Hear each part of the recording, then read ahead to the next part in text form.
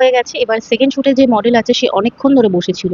বলল, "দিদি আমি ২ ঘন্টা ধরে বসে আছি।" আমি বললাম, "কি করবো বলো? মেকআপ আর্টিস্টরা তো মডেলদের জন্য ওয়েট করে। আজকে না হয় তোমরা মেকআপ আর্টিস্টদের জন্য ওয়েট করো।" ওর সাথে বেশি কথা বাড়াইনি।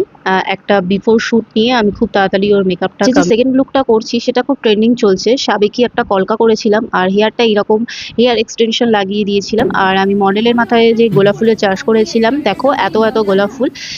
ঠিক এই ক্যাপশনটাই আমি দিয়েছিলাম। আর কেউ কমেন্ট করেছিল, "দারুণ হয়েছে চাষটা।" আবার লিখেছে, "এত সুন্দর করে চাষ কি করে করলেন দিদিভাই?" যারা গোলাপ চাষ করে তাদের অবশ্যই আমি এই ভিডিওটা শেয়ার করব। আপনি চালিয়ে যান, উৎসাহ দিচ্ছি। আপনি এরকমভাবেই মডেলের মাথায় চাষ করুন আর সুন্দর আমাদের ফুল উপহার দিন। খুব ফানি কমেন্ট করেছিল সবাই। যাই হোক, মডেলের মাথায় ফুল চাষ করার পর খুব তাড়াতাড়ি ওকে রেডি করিয়ে ফটো ভিডিও যেখানে শুট হয় সেখানে নিয়ে গিয়ে দেখি এখনো অনেকের শুট বাকি আছে।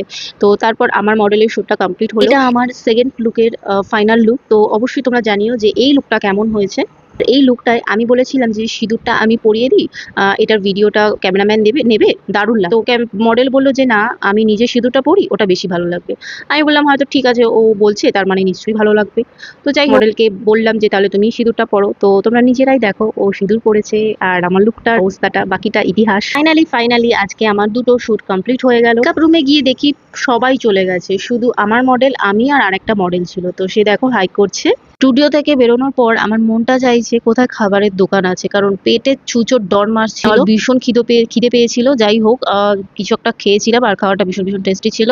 আর আমি বাড়ি ফিরেছি যখন রাত হয়ে গেছিল, মানে প্রায় 10টা সাড়ে 10টা বেজে গেছিল।